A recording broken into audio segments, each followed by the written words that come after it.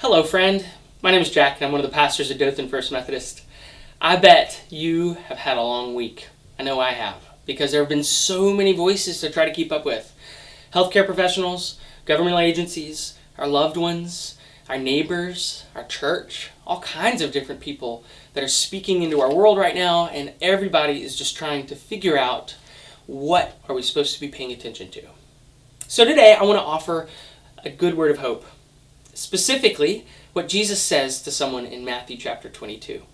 Jesus is speaking with a young man who asks him, "Jesus, teacher, which commandment in the law is the greatest?"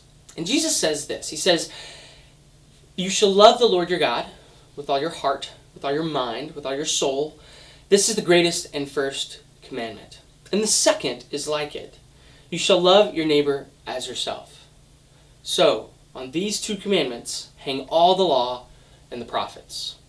These two commandments are basically the foundation for everything that God would desire in our lives. I know that sometimes we think about the law as a hindrance, as something that is a pain or something that is difficult.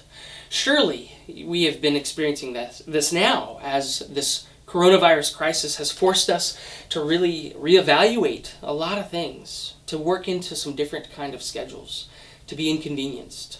I mean, some people are even wrestling with death. And yet, Jesus offers to this man, if he wants to live a godly life, a life that brings, good things, below all the law, below all the prophets, is the hope that we can love God and love neighbor. I believe we can do that, even as disrupted as our world may be right now. We should certainly pay attention to all these voices in our lives. I don't think Jesus wants us to stop listening to the people around us, or to even stop talking to people. We may need to have social distance from each other for health, but that doesn't mean that we must negate the connections that we have as people, that we can't take advantage of what it means to be a community or a church together.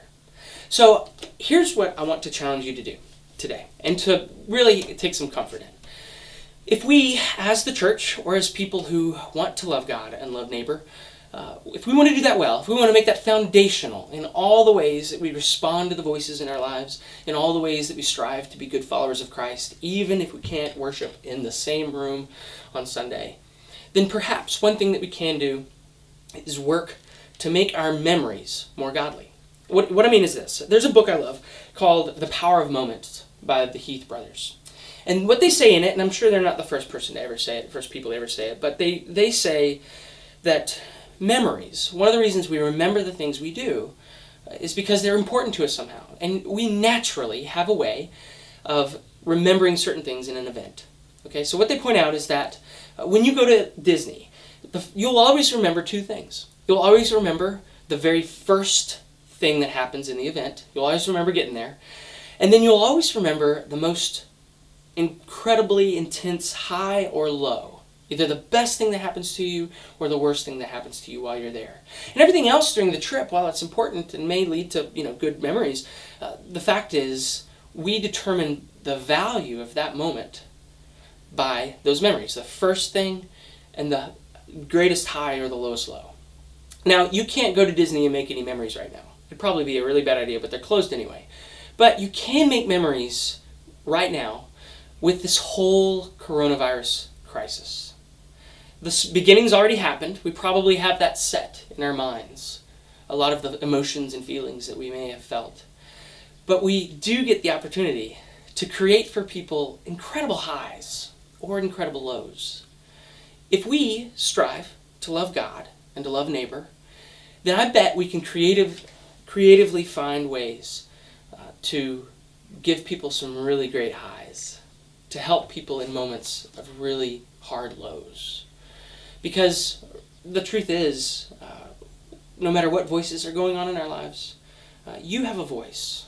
You have a voice. You can encourage one another to get towards Easter, to find resurrection. In this difficult season, let's take it seriously. Let's continue to love, to care for the most vulnerable, to find ways to love by distancing ourselves, and to keep in mind those who are high risk. But at the same time, I hope that you and I can find ways to love God and love neighbor. And let's let that be the foundational experience that we all find from this entire mess. I'm glad I get to do it with you. Look forward to it.